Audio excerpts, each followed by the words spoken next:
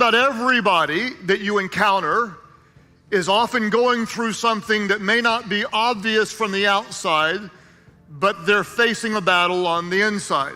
Everyone that you come across is facing some type of battle in their life through a single word of encouragement.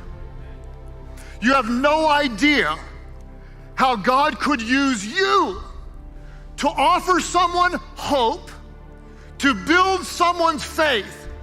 And I don't know about you, but there is so much negativity in the world today.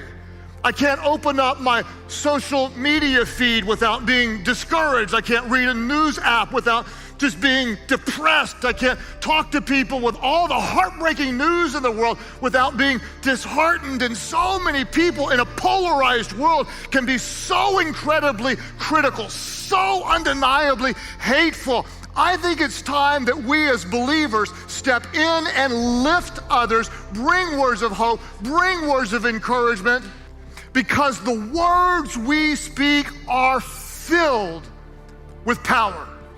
Our words can build up, or our words can crush. The tongue has the power of life and of death. I want my words to build your faith, to strengthen your confidence. If it were up to me, I would encourage you and build your faith, because everyone you see is facing a battle that you don't know anything about. The scripture tells us that life and death is in the power of the tongue. That makes total sense.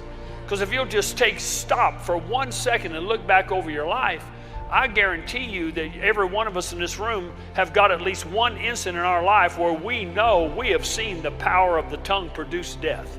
Death to relationships, death to jobs. How many people you know have been fired because of their mouth? How many marriages have been destroyed because of mouths, because of the tongue? So let's use our words to benefit us. Let's use our words to make the world around us better. Let's use our words to make our relationships better. Let's use our words to bring life to our marriage, life to our kids, life to our jobs, life to our minds, life to our families. Speak words that edify, speak words that build up, speak words that embrace, speak words that forgive, speak words that love, speak words that heal. Words are full of power. They can heal, they can wound, they can minister death, they can minister life, they can encourage, they can discourage, they can build up, they can tear down. People get divorces over words. Families are split apart over words. People lose jobs over words. People have insecurity and a poor self-image over words that have been spoken to them. Words are containers for power, and we need to choose our words very carefully, and it's time for us to step up to the plate and be accountable for the words that we allow to come out of our mouth. We are constantly speaking words, and even a few can have the power of life and death. Now, some of you know this because you grew up in homes where a few words spoken to you had power of life or had power of death. And you can remember those words, just 3 or 4 words that maybe a parent, a teacher, a sibling, a friend, a coach said to you, and it either brought some life or brought some death into your world. One of the best things you can do for your relationships, if you're married, if you have children, if you're a leader or an influencer at work, if you have someone in your small group, is to bless them with words of encouragement. Set the blessing free. You encourage what you want to see, and you typically see more of it. If it were up to me, I would be so encouraging. If you think something good, say it. World full of so much criticism, so much hatred, so much disappointment, so much negativity. As people of the light, we'll lift up others around us. It's hardwired into the universe, the power of words. Am I speaking life, or am I speaking death into the world around me? You know, it's so amazing, the power of this tongue. When you put bits into the mouth of horses to make them obey, you can turn the whole animal.